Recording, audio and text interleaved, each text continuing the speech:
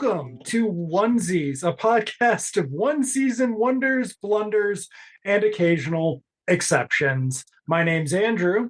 My name's Emily. And we are coming at you not from the island of Jantique, but from London. London now, though post-Rona, because they have restaurant bulbs, but Rona didn't happen in Doctor Who so far, so we don't know much more about the time period. But this is it. This is our mid-season break to watch Doctor Who, and I don't even know. It could not have come at a better time. I mean, there is that, and honestly, it was a very delightful. I just watched it again. It was very delightful. I watched it again too. Yes. But Emily actually thinks that it's woke propaganda. So the internet told me it was. So I'm sorry. So you're saying that Doctor Who, looking directly into the camera and saying, "Hey, J.K. Rowling, hey, transphobes, fuck you. Turn off your television. This isn't for you anymore." You're saying that's woke propaganda. It was beautiful. It's pretty cool. It was beautiful.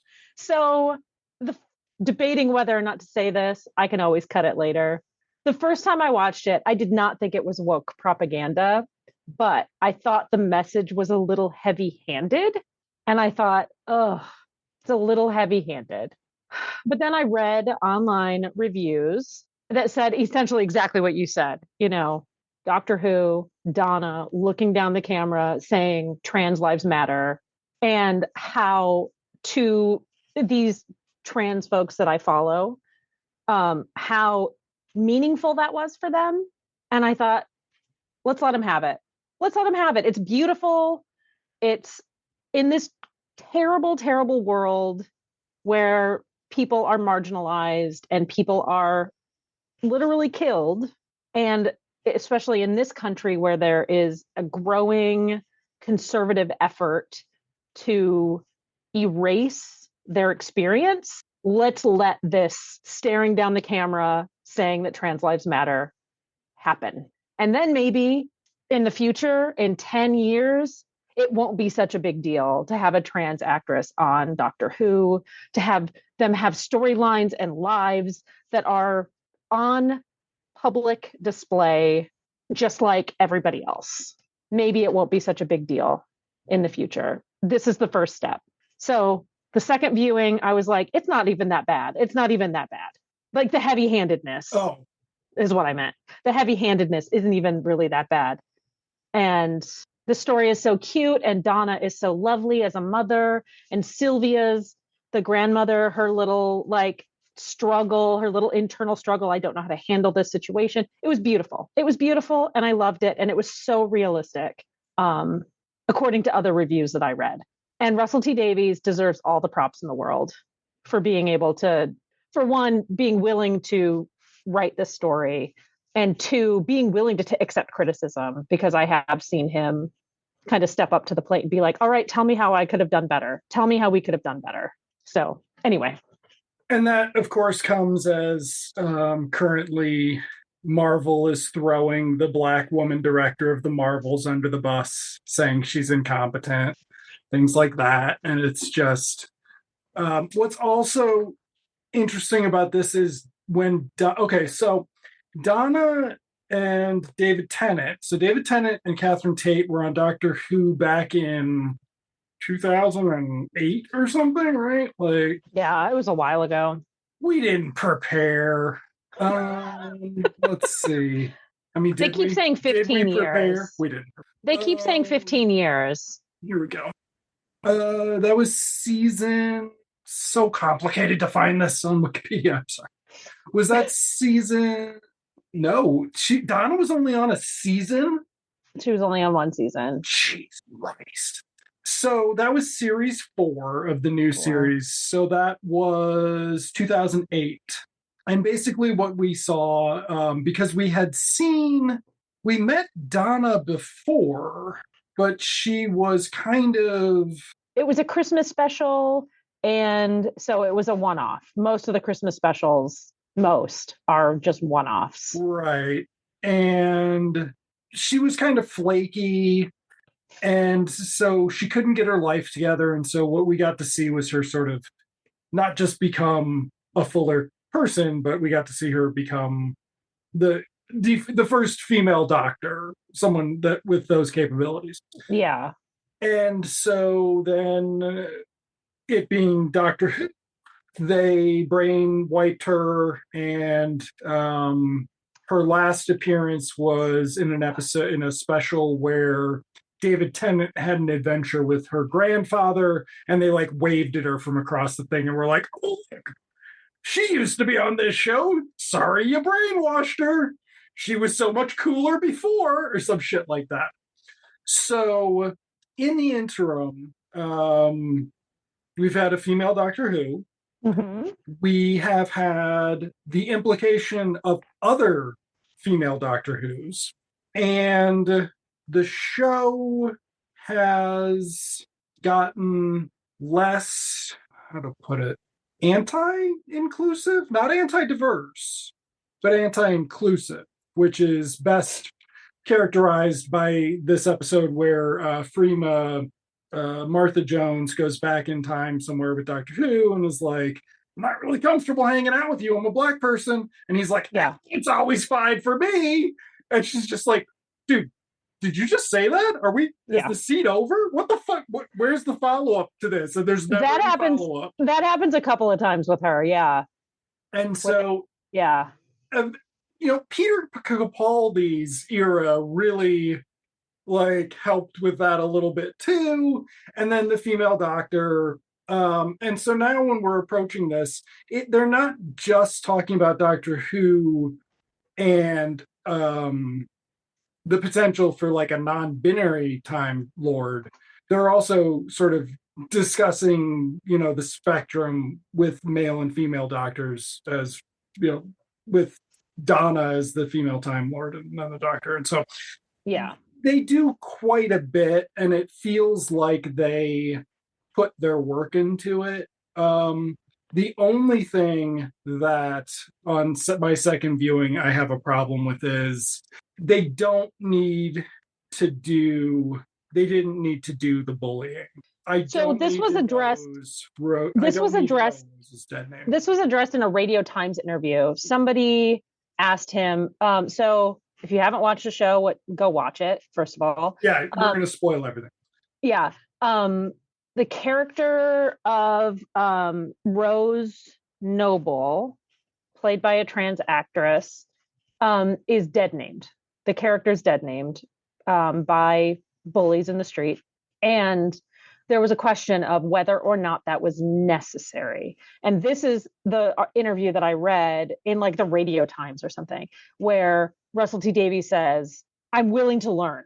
Like, let's talk about this. Let's flesh this out. Tell me, like, I'll tell you where I'm coming from and you give me arguments to the contrary. And his argument was that this is a realistic depiction of this person's life, that it would not be uncommon, even in 2023, for a young trans teenager to be bullied, to be dead named, etc. And the interviewer, who was a trans person, said, oh, absolutely. That absolutely would happen. But nobody. So it wasn't her family who was dead naming her. It was just literally school bullies on the street. So not that families don't dead name people, right? But like this was a very realistic depiction, according to the interviewer. I guess the obvious argument would be it's a show about a space time traveler, and we don't need to be realistic. Let people, this is the big question, let Black people have their joy, let trans people have their joy. Like, we get to watch things like every Julia Roberts movie, right? Like, there's just candy for every fucking white person. But as soon as you go outside of that, anytime you just try to have something enjoyable for someone that isn't triggering, you get the charge that it's not realistic enough, and it's just kind of like, well, we tried that, and the Nazis came back, so or they were always here. Yeah. Well, So let me pile on to that. I'm not going to say either way what. Yeah, I think the dead naming thing. Maybe there should have been a warning about that. But regardless, I found it odd upon my second viewing that there was this whole like, yes, she's a trans teenager. She's feels like an outsider. She's not fully comfortable. Da da da da da. But in the story, again, spoiler, it turns out that she has a little bit of the doctor in her as well, and eventually she releases that energy. But in my mind, if I were a bigot and a horrible person, I might like, oh well, this is just like a weird thing. Like this is not like it's a phase like gay people sometimes get, but like, oh well, this is just some weird thing, this weird power. Doctor Who did that to her. oh wow, wow, Did you not no, feel that at all? But no, okay, that it was wow, like that's the reason why she felt like an outsider, was because she had this power inside of her that she didn't know she oh, had. I mean, there that does she But does and mention at the that she end, feels herself. yeah, However, she was well, always herself. Like, she was what always her. was it that power that made her think? Like, again, I this is not how I actually feel about the scenario. I'm talking about critics, gender critical people, like J.K. Rowling and other assholes in the world. Could they say like, oh well, it was she's not actually trans. It's the doctor that's inside of her. That little bit of doctor superpower that she has. That's why she thought she was trans. She didn't feel like herself because she had this in her. I mean, Again, what was the I don't guy who feel that. took over the show after Russell T Davies So last time? Steve something Moffat. If Moffat. Yeah. Moffat takes over, that's what's going to happen. Like, obviously, but other than that, I mean, we can get to it. Let's Yeah. actually. I don't think we'll do the sort of walk through the way we do with going to extremes, just because was there? Wait for it. Any, wait for it, racism. The Sikh, well, he was brainwashed. The bad guy was brainwashed, but he was shitty to the Sikh, and the Sikh could have interpreted that as him being racist, but not. The plot did not involve the excuse anybody's racism, classism, or anything else being ableism. Also, and they do, yeah. And well, here's the thing that I think I said to you. I don't know if I got into it in this much detail when I was like, stop being such a fucking carrot, Emily. Oh, I'm sorry, you crying over Henry Kissinger? Is that why you had this take? I'm gonna have a I'm gonna have a beer tonight. That's Burning gonna in be hell. great. Burning in hell.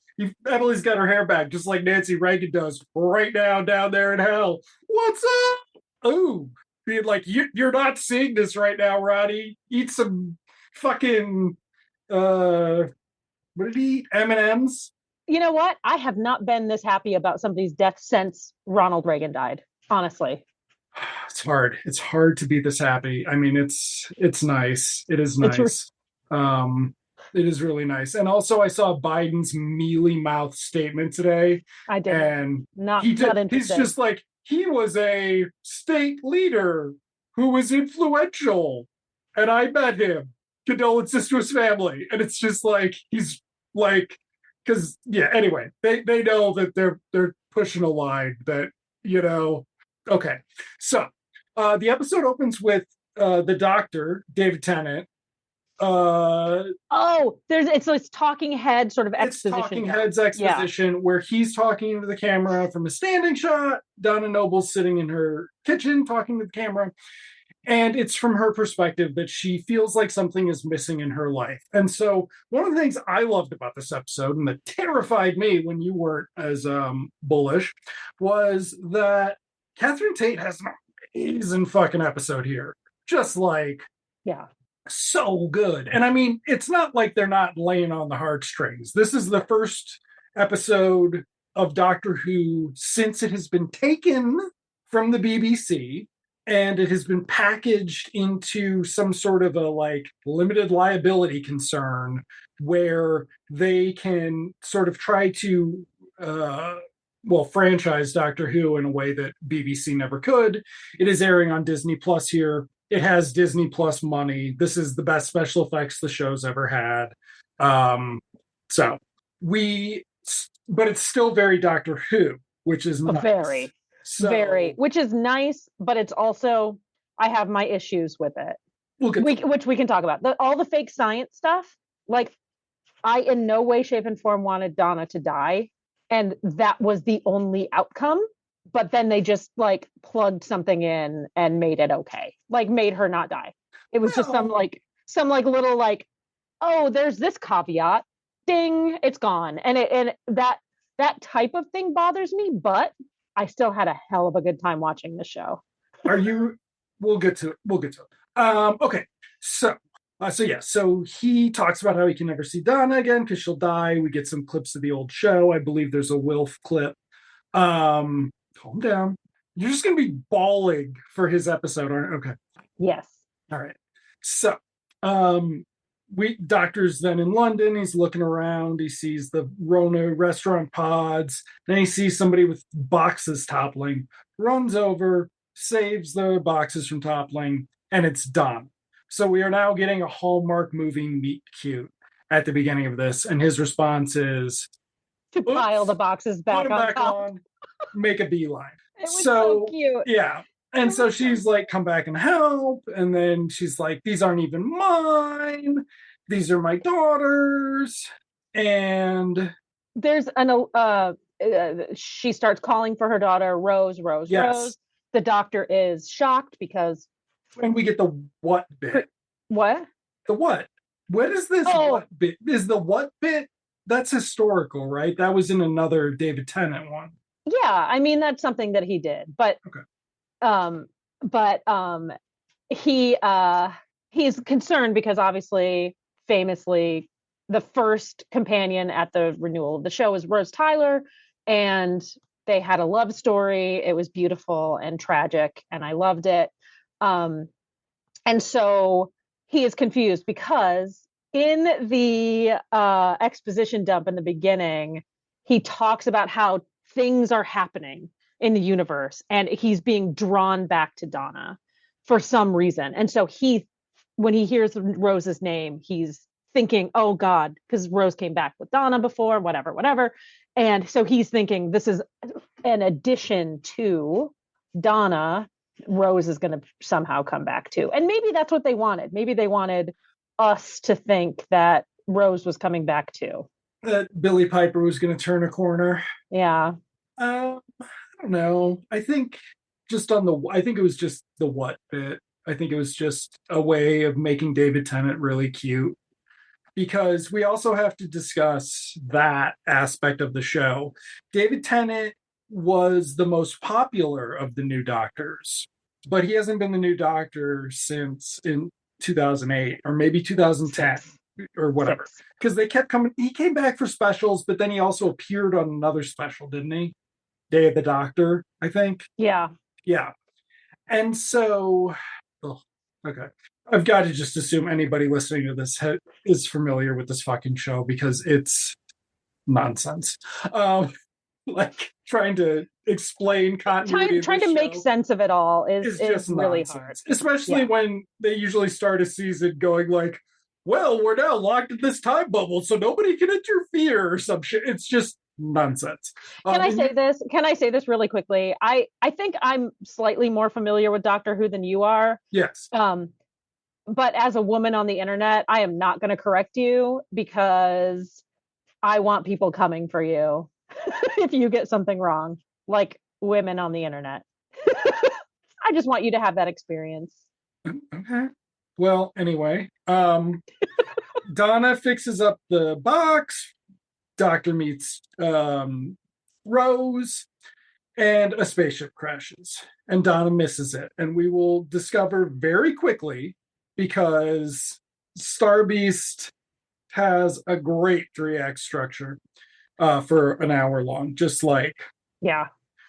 Russell. When it's adapted from a Doctor Who comic serial by Pat Mills and somebody else, but I at least remembered half their names.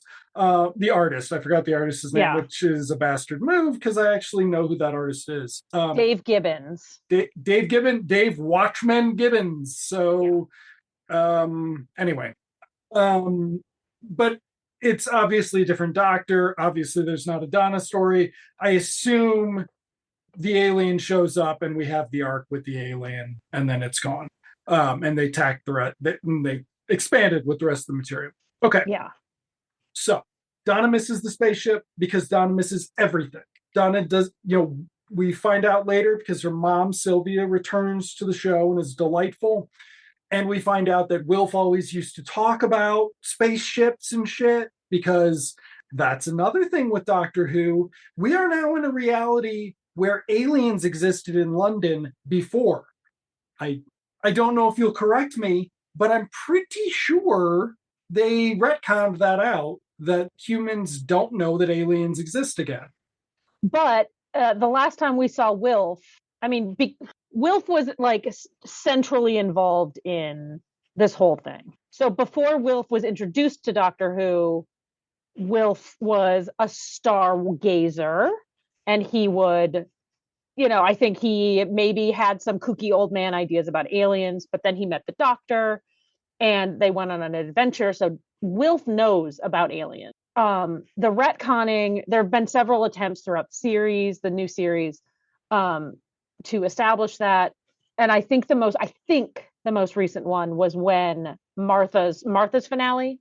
Mm-hmm. And the Master like does something and whatever. The Doctor like spins the Earth around the other direction to get time to go backwards, right? To get things back to where they were before the Master took over. And there's even a question Martha's mother asks, like, how come I remember everything? Why do I remember everything? And the Doctor says, you were at the center of it, you experienced it, like you were here, so you will remember. You will never get rid of these memories like until your memory is dodgy, right? So it could be, this is just my guess, that Wilf was directly involved with the Doctor in adventures shooting down aliens, and so he remembered. I more meant Sylvia. And Well, she was also, well, right, yes, but there hasn't been a Dalek invasion of Earth in this universe. I think it actually got retconned again with the female Doctor. So okay. anyway, you didn't watch all those. I did watch all of them. I just don't remember them. Okay. They did not have much of an impact on me. Okay. So, because when the show restarted, we had to introduce the idea of aliens to regular Earth, right? Like, and this is, so it's sort of for a while set a template that other shows would follow. Like, eventually the Supergirl show became about aliens on Earth. And so you would have different aliens on Earth, and they had a hell of a time, like just making that their show too, because they didn't set it up that way. Yeah. And so Donna and Rose go off. We're just all over the place, folks. I promise. Back to the outline. I actually did take notes. And my third note on this screen is the dead naming, which we will be skipping because no, sir, ma'am, and everyone else. The Doctor hears somebody else calling Rose. We get another what bit. He runs over. It is Donna's husband, who we have never met before. We have met him before. We have met him before. Okay, it's the same actor? Yes. Well, isn't that nice that he came back after he only got a bit part once? Okay. So the Doctor wants a ride to the spaceship place where the spaceship crashed. On the way there, he talks to the guy about his family and is like, oh, no, I know your wife's friend Nerys, who was a character on the show, perhaps? She was a bit. She never got a line, I don't think. So this is what I was trying to explain. One of my friends is culturally aware of Doctor Who. He passes in those circles, and he watched the old show as a kid, as many Americans did. But he is just kind of like, what, how would you watch this now? And I'm like, well, you would have to watch the first 4 seasons of the show. Yeah. You would have to watch all of that, basically, and then you could watch this. And the So, specials. and this, well, I was including those, Okay. but you would have to watch all of David Tennant's run to get this. Plus minus the last 10 minutes of the previous episode. Yeah. Because we'll talk about Jodie Whittaker in a bit. But we talk about the lottery because at some point the doctor arranged for her to win the lottery. She gave all that money away. And then it was so cute when Sean was like, the greatest love story ever told is me putting up with her giving away 166 million quid. Like, it was so cute. He's adorable. I love him. I think we're getting an episode with them as the companions. I think we're getting a family trip. I have a dream we're getting a family trip. Okay. Oh, I forgot. The new Doctor Who isn't just saying fuck you to the pieces of shit of the great British public. It's saying fuck you to the pieces of shit who've been on this show and written this show. And starring as a voice actor in this episode. Miriam Margolyes is a piece of shit. I love her. She has justified J.K. Rowling's shit. Okay. Well, we could just she does. I don't think she's ever said like, oh, I believe what she says, but it's more like she's got a right to be a piece of shit, to have these piece of shit opinions. She's a white woman. I mean, Okay, so we then get Donna and Rose getting home. We meet Grandma again, and then Rose is like taking her stuff out to the shack. I did not register the shack any differently than the first time I watched it. So even though I got my M. Night recap at the end, I do not think any differently about the shack. Yeah. And then she's like, here's the sirens because UNIT is in the area. She's like, what's going on? The spaceship. She meets a little kid. This little boy comes running. Rose, he's so adorable. Yep, because you know what? Not all men. Russell T Davies just got to go, right, not all men. What, this little kid? What's wrong with him? Why can't he not be a piece of shit? White guy? Because he's a East Asian kid. A kid of East Asian descent. And I really see Doctor Who's never done this before. And I think I lost that point when I wanted to say before. Every other franchise that should be doing something like this has abdicated the responsibility. They've completely and utterly lost their fucking balls, or they're being run by pieces of shit. Or they're just afraid. I mean, that's the other thing is they're afraid because Russell T Davies, I mean, I'm sure we have powerhouse showrunners here in the US, but Russell T Davies is like a force in the UK. And I think he just has free reign to do whatever he wants. And that's really impressive because this is supposed to sell. This is Doctor Who on Disney Plus. Doctor Who is available free streaming everywhere right now. You can go watch the entire series right now. They are pushing Doctor Who as a breakout franchise. It's a 60-year-old franchise or whatever. They're pushing this harder than anything has ever been pushed. This is harder than Transformers got pushed. Like, this is the movies, not the cartoon.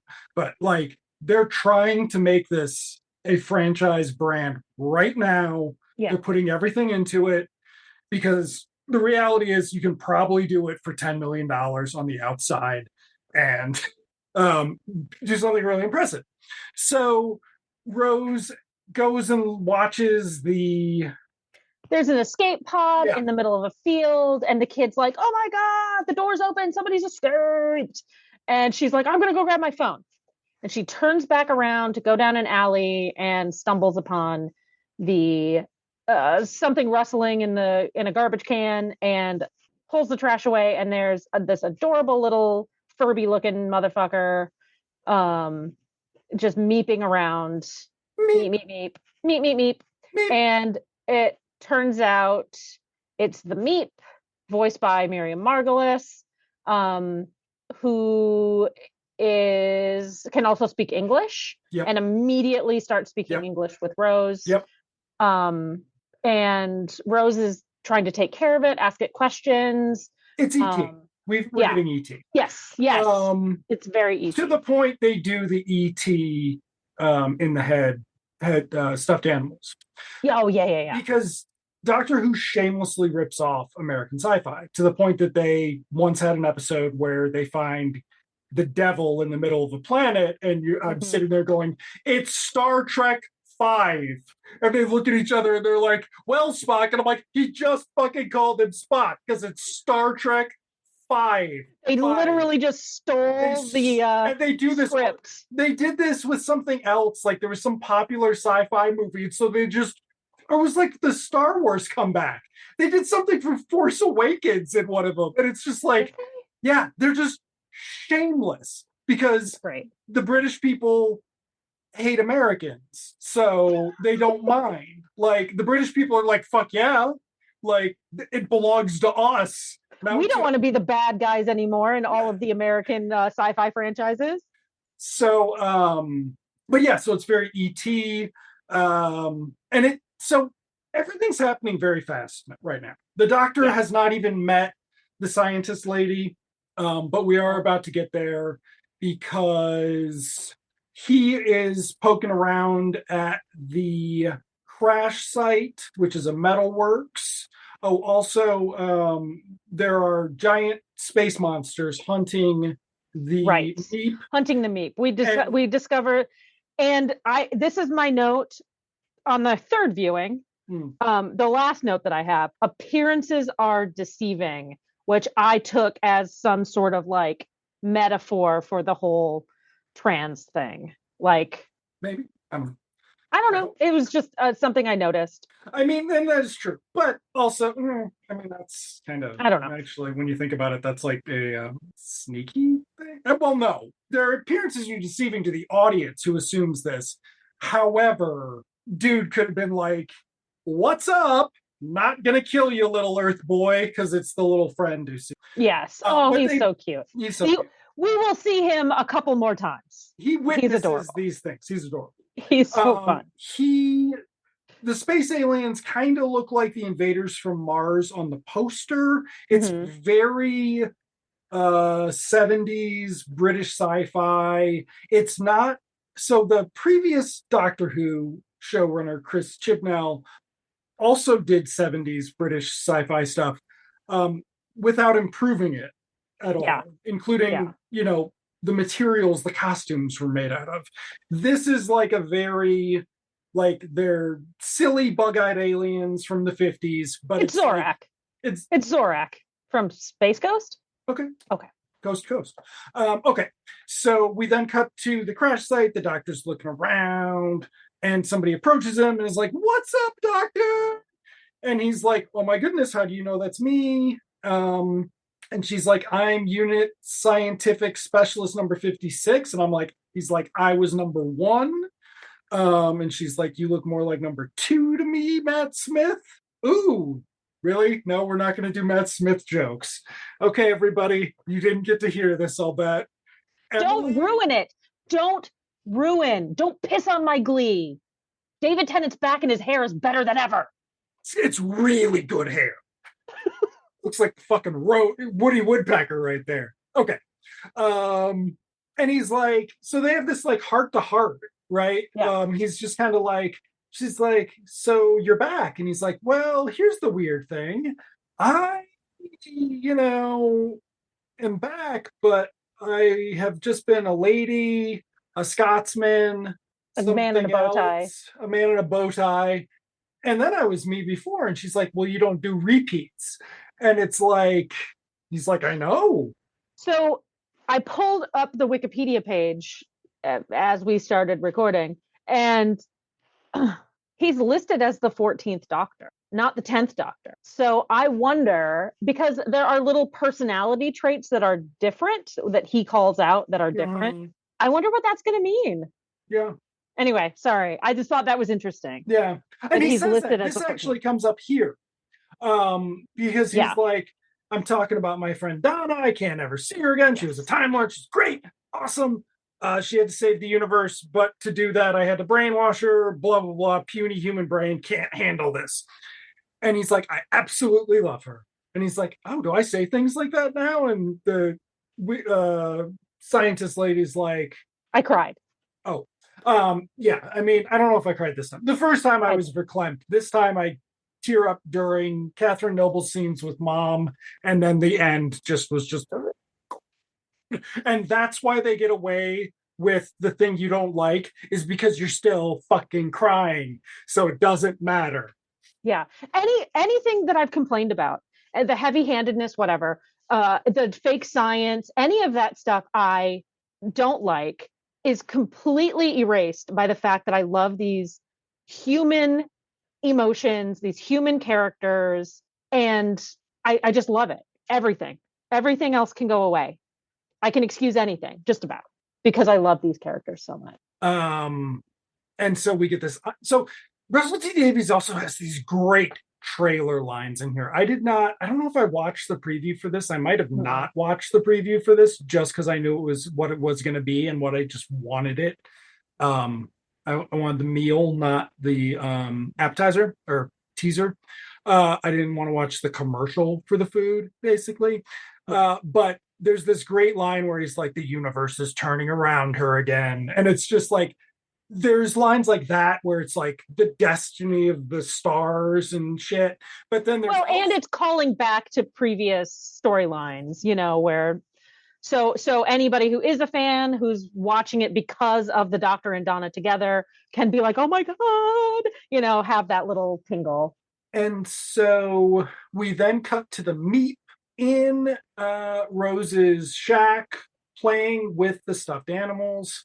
And it is okay. So the Meep is basically a post Baby Yoda creation, right? And this actually didn't start with Baby Yoda.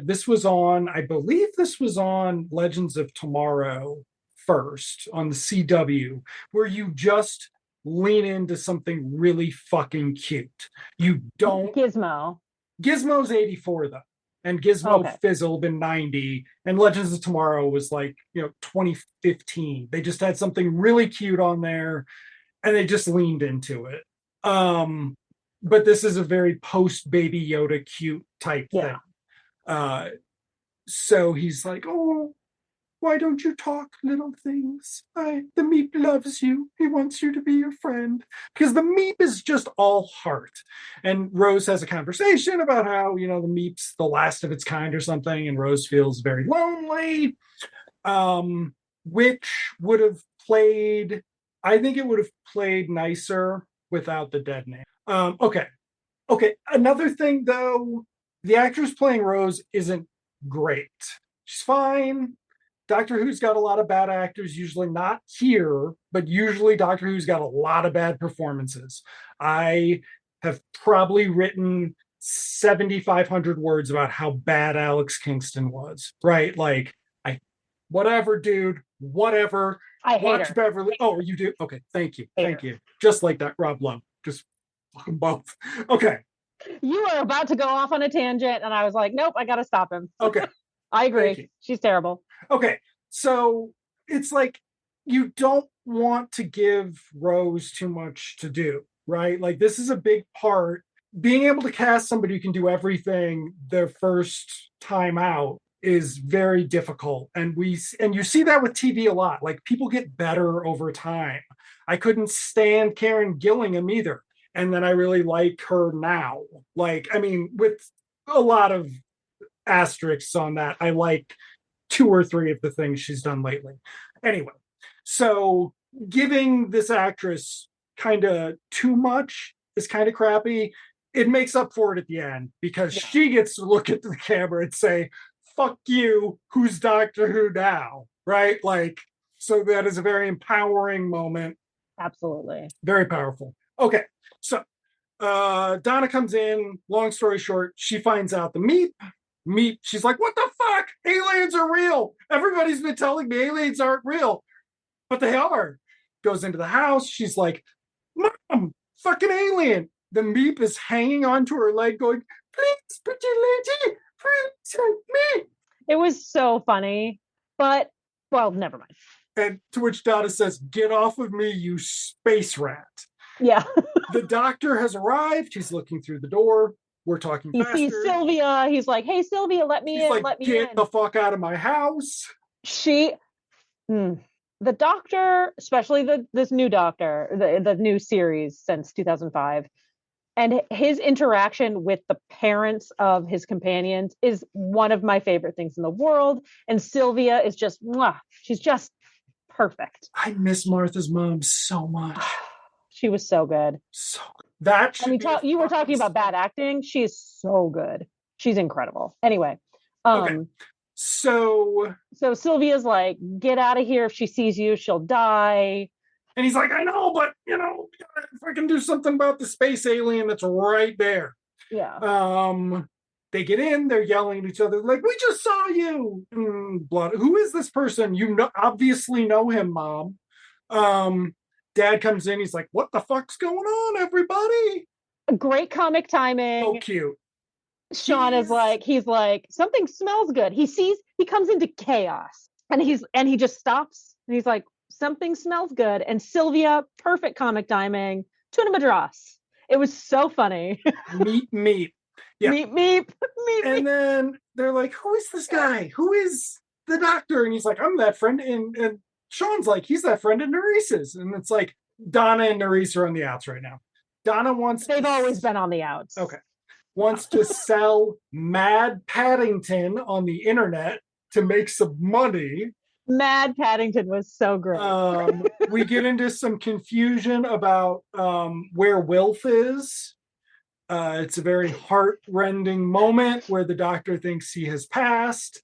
And then they're like, "No, you idiot. He's just in care because he's an old It was so man." funny. It was so funny. But then we were getting again that heartfelt, like, I loved that man. Yeah. He's very in his emotions. Yes. Well, and so this is the thing that the doctor, even the female doctor, has never been. Yeah. Like, they cop out on the doctor's emotions more than John Bogoya and the short Oscar Isaac get to spend any time together on Force Awakens. Like, that's a different movie. Yeah, the third one, Rise of Skywalker. I mean, they just cop out on the doctor's emotions. It's really frustrating to try to watch the show with that. But now we're seeing it. Yeah. We got the implication that it could happen with Jodie Whittaker's doctor. She said that could happen, but now we're only actually seeing it with David Tennant. Yeah.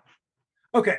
And if this weren't Doctor Who, where all of them die at the end, this could be David Tennant's little dying for my Emmy for Doctor Who thing, except they all died. Okay. So they escape the house. There's a long sequence, very complicated, very cool. You get to see the budget on display. They drive away. There's a firefight with possessed soldiers, with the space alien bounty hunters. Doctor Who's like, something's going on. They pull into a parking garage. He gets out. He puts on his wig and he says, "I invoke the Shadow Proclamation."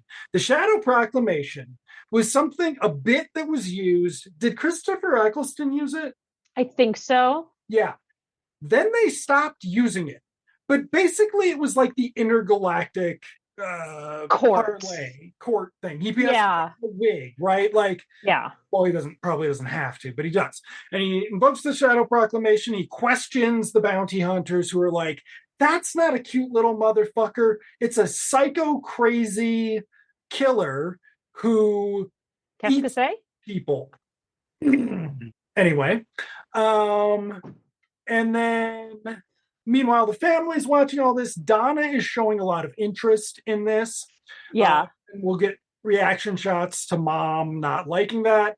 And then Doctor's like, "Well, Meep, what do you have to say?" Meep's like, "Fuck this shit. Yeah, I'm a big evil Meep."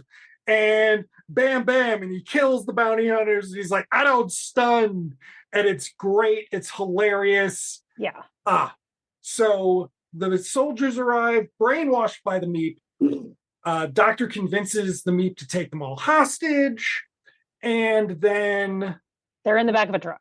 they're in the back of a truck, and we get a little bit more talking with the doctor and Donna, and Donna is in the meantime. So Donna has not put pieces together yet. no, She does not have the brainwashing has completely worked.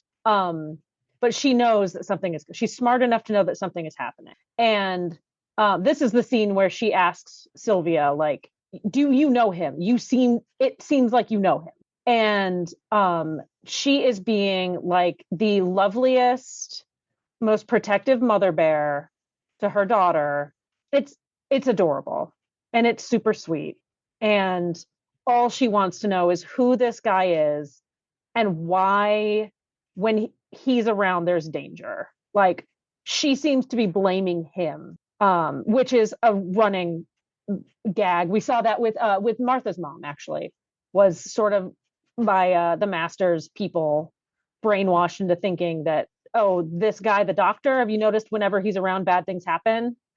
So I don't know if it's necessarily a nod to that, but it is sort of like, I feel like that's where Donna's going. Like, I'm trying to protect my family, especially my daughter.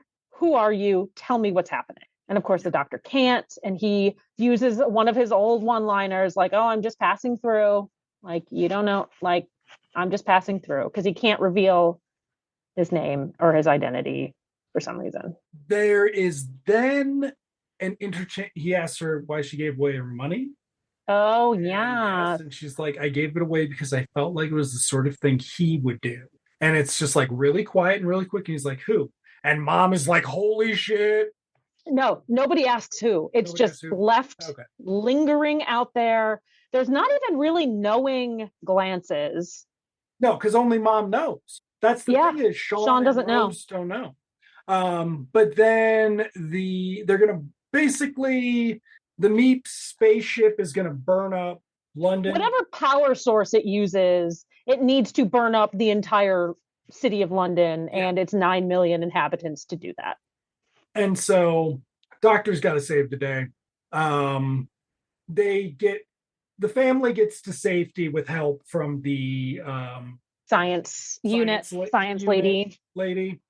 So then the family doctor's going to go try to save the day. He doesn't know if he can do it, but you got to get the fuck out of here right now. You know, like we're driving in the truck, the explosion's behind us. This is the second time the family has been told to get the fuck out of there and get to safety, and they can't because they want them in the episode, and this is why they need to become the companions.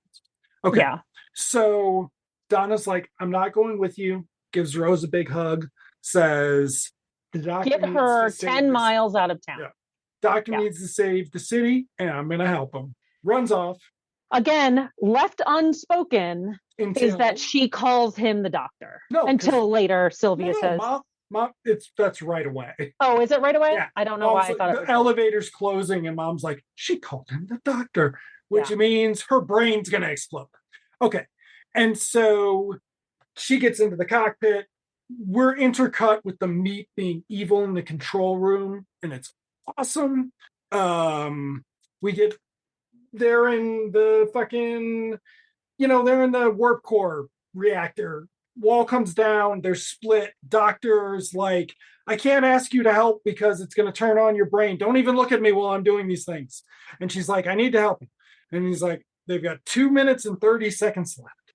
And there's only one. Oh, yeah, there's the ominous countdown in the background. Yeah. And we've also established the family is trapped now, too, in the burning steel mill type thing. And he's like, okay, maybe all this coincidence swirling around us has brought us here so you can save London from burning. We can save the day together, but you're going to die if we do it. And she's like, let's do it. And he's like, did you hear me? And she said, yes. She wants to save. She's like, I'm not important. My daughter is important, and the 9 million other people in London. We didn't talk about the scene with Donna and Mom because my notes aren't very good and I just watched the scene. Donna and Mom, before the doctor shows up, has a scene where she is basically just like, they established that when Donna lost her memory, they say she had a mental breakdown. Yeah. Which is realistic, but not great on the family. But so she just thinks something happened. And she's like, I feel like there's something greater I've been meant to be doing, and that sort of thing. So she Yeah. is acutely aware that there is a loss in her life, that whatever happened to her that she doesn't remember has that. So we then have her agreeing. Doctor recites the magic words to reverse the lock. Yeah, I think I told my husband about that, and he's like, Jesus Christ, it's literally magic. And I was like, well, yeah, I mean, yeah. Yeah.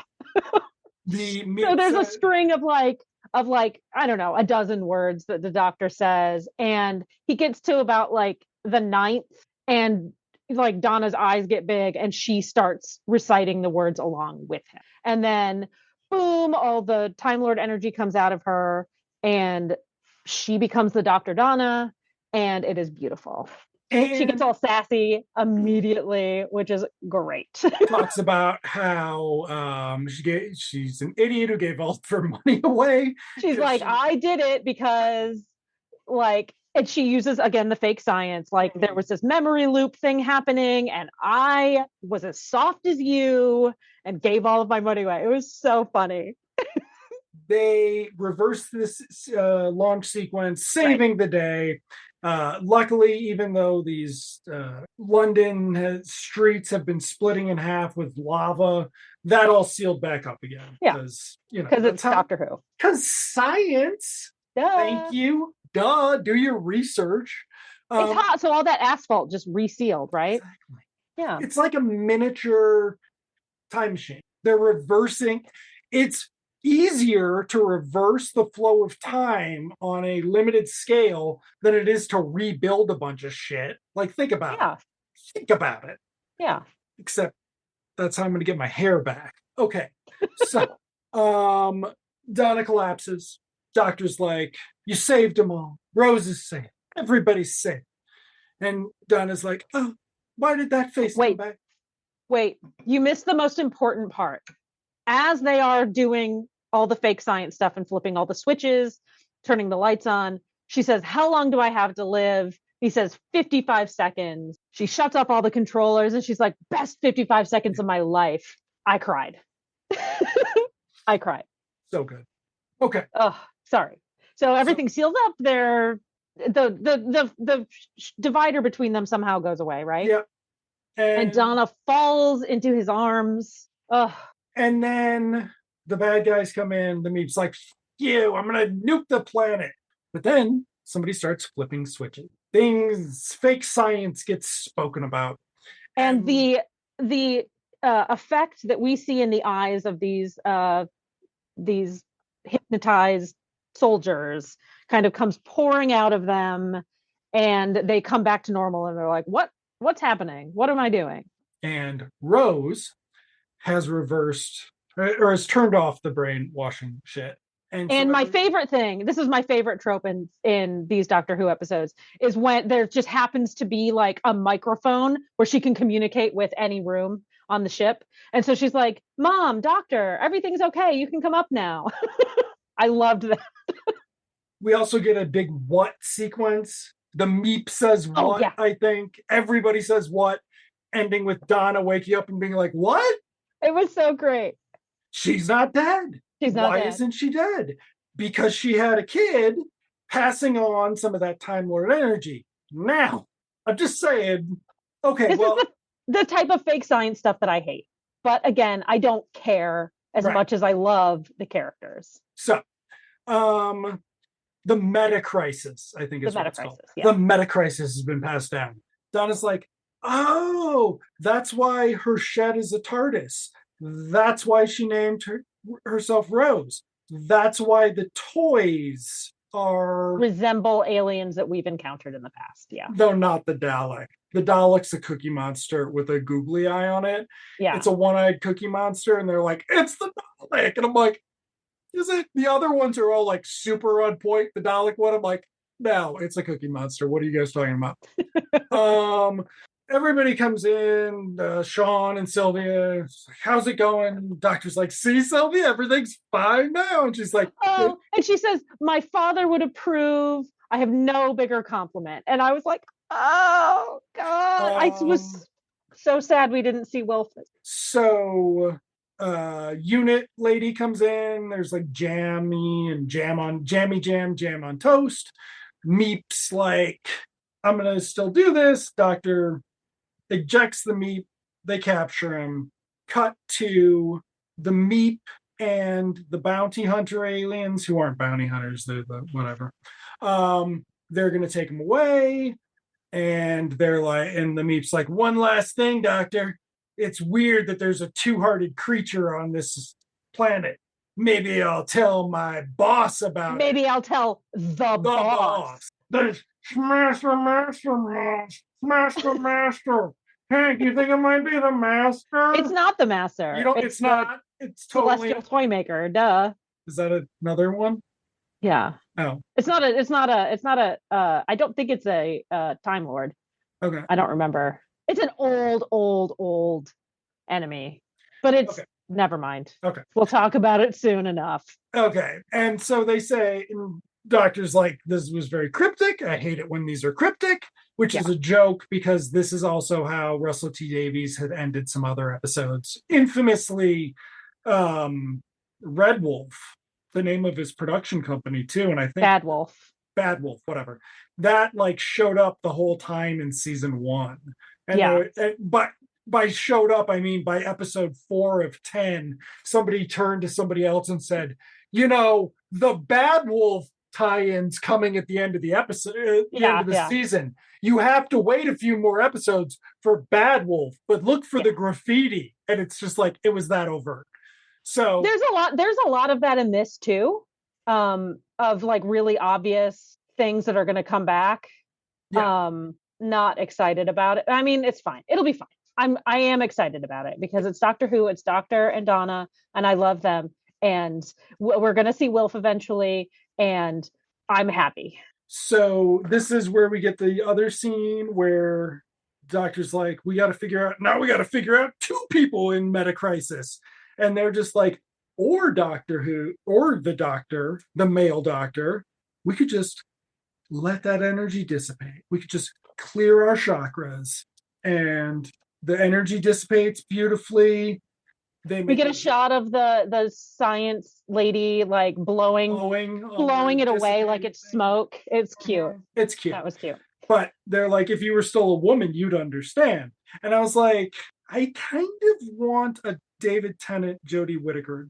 I want to see that energy because they've been in stuff together before, right? Yeah. So anyway, what else happens? So then that's all good. They're like, bye. The unit insurance is going to take care of all the damage to your house.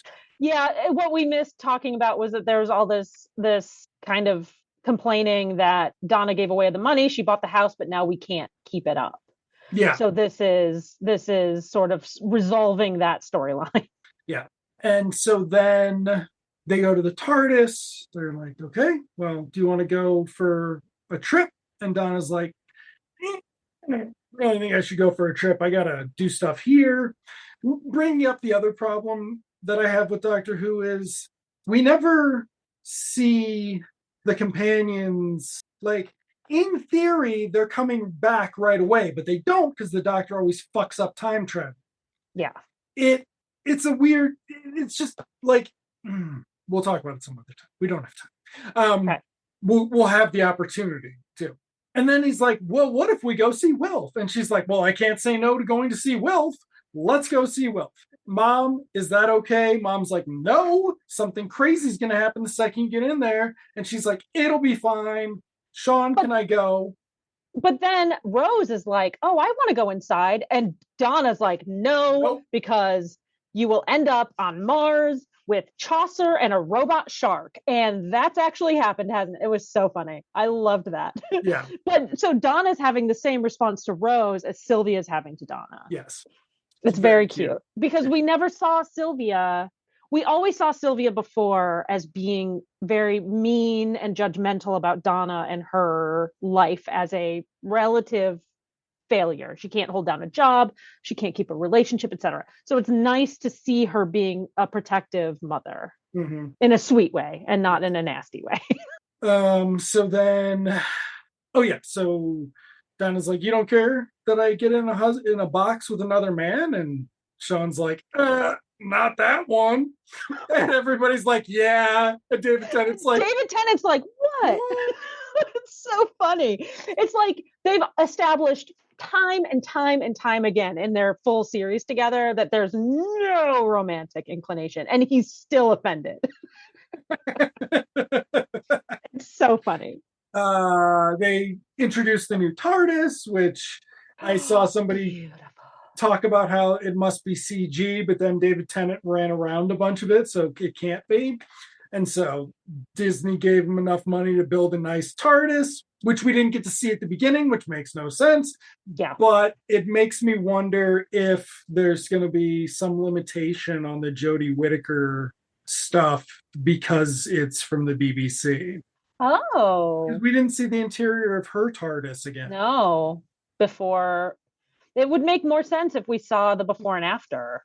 Yeah. Or if even like it had been destroyed somehow and we saw the previous TARDIS destroyed and then open it up and it's beautiful again. It's so sharp. Yeah. It looks so good. And they're gonna get going to see Wilf, which they could have taken an Uber to go do. They could have taken an Uber. I don't understand that. Yeah. But David Tennant gets distracted by his new TARDIS and all of the things, the new things that it does. And they can make coffee. So Donna makes some coffee. And she's like, wouldn't it be fucking hilarious if I spilled coffee on the new TARDIS just like I spilled coffee on that computer at my last job? And they're both like, ha ha. And then she spills coffee on the TARDIS. It looked intentional to me. Every time I watched it, it looked like she was just like, blah, blah, blah, blah. It looked intentional. It did not look accidental at all. She wants to go for adventures with the Doctor forever and ever and ever. And I do not blame her. Oh, yes, the TARDIS spins out of existence, and which is funny because Sylvia, Rose, and Sean are all concerned, and it's like, what did you think was going to happen when they left anyway? Like, yeah, Sylvia called it. I mean, she all but said it, and Donna said it, and it happened. Of course, it happened. And so that's it. We're going nowhere. We have no idea where in time and space we're going, but we will find out in just a few days. I watched the teaser trailer for the next one, and I think there's a fuller trailer, but I haven't watched it yet because I just kind of want to be surprised. I would really like to see Wilf. I'm about to cry just thinking about it. So this week we'll be watching the next episode, special 302, called Wild Blue Yonder. No, where did it go? No, the Star Beast. Ooh, what is that? I just clicked on it. Why can't I tell? I need to. Wild Blue Yonder is what it's called. For our episode next week. I can't wait to see what happens. Ooh, it's gonna be fun. Yes. I think I know because I think I just spoiled it for myself on Wikipedia, but that happens. I'm not going to look at it. I'm going to close it down right away. So thank you all for listening. I'm so glad we watched this. Thank you, Andrew, for not making me watch more of that dumb show. Wow. That's your show. That's your show, baby. That was your call. You agreed to it. We can share the responsibility. That's fine. You might not have to go back. We might not have to go back because Donna's alive. Yeah, Donna's alive, and it's looking like they're not going to make the mistakes they could have. We are worried about them making. It seems like they have acknowledged that this has got to change. So, okay, what about Donna on an adventure with Joe Martin? Isn't that the other Doctor, revealed first female Doctor? Oh. Yeah. Antics, anti-antics, bigger antics. I would love that. Yeah. That would be great. Okay. Okay. Well, we will see you next week when we watch Wild Blue Yonder, the second special in this new Doctor Who world on Disney Plus. Thank you, Andrew. I'll see you in television land. See you in television land, Emily.